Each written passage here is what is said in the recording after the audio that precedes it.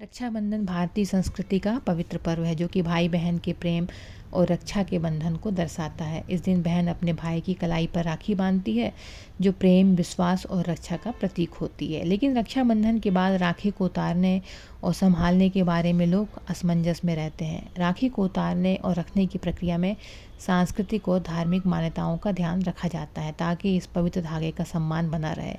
रक्षाबंधन के बाद राखी को उतारने और संभालने की कोई निश्चित अवधि या नियम नहीं है, लेकिन भारतीय संस्कृति और धार्मिक मान्यताओं के अनुसार कुछ सामान्य परंपराएं और सुझाव हैं जिनका पालन किया जाता है। राखी को कितने दिन बाद उतारना चाहिए ये परिवार पर निर्भर करता है। किसी परिवार में राखी को 3 दिन, किसी परिवार में 7 दिन या 11 दिन या किसी परिवार में 21 दिन तक कलाई पर रखते हैं। वैसे अधिकांश परिवारों में जन्माष्टमी तक बांध के रखते हैं।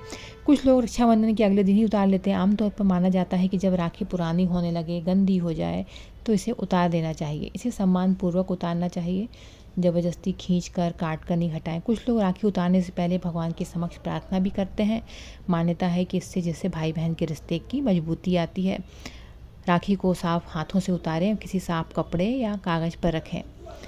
राखी को कूड़े में या ऐसी जगह ना फेंकें जहां उसका अपमान हो। इसे बाथरूम या अशुद्ध जगह पर ना रखें। राखी को जलाने से बचें क्योंकि पवित्र धागा है, इसे सम्मान देना ज़रूरी है।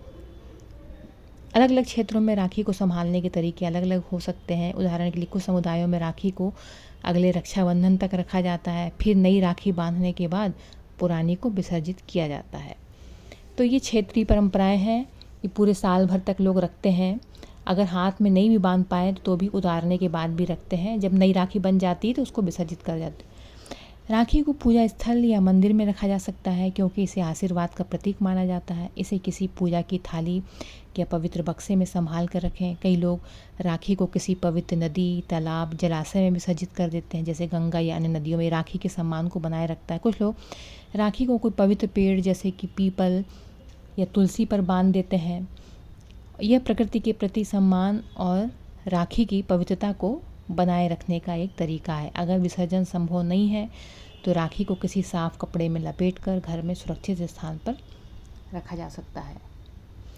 आजकल कई लोग राखी को स्मृति के रूप में डायरी या खास बक्से में रखते हैं ताकि बहन के प्यार की याद बनी रहे।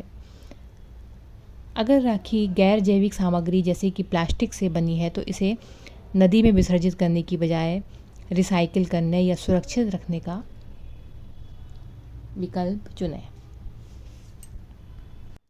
रक्षाबंधन को प्रकृति से जोड़ें। एक पेड़ को राखी बांधकर पर्यावरण की रक्षा का वचन लें। प्लांटेबल राखियाँ बीज वाली होती हैं और ये बहुत पॉपुलर भी हैं। रक्षाबंधन पर इन्हें बांधने के बाद जब हाथ से उतारना हो तो फेंकने की जगह ज़मीन में दबाएं, तो कुछ समय बाद पौधे का रूप ले लेती हैं। फिर दोस्तों के साथ पास के पार्क में पिकनिक करें। अलग अलग राज्यों में रक्षाबंधन की अनोखी परंपराएं होती हैं। अलग अलग राज्यों में अलग अलग तरीके से। जैसे महाराष्ट्र में रक्षाबंधन के दिन नारियल पूर्णिमा का पर्व होता है। इस दिन मछुआरा समुदाय समुद्र को प्रसन्न करने के लिए नारियल अर्पित करते हैं।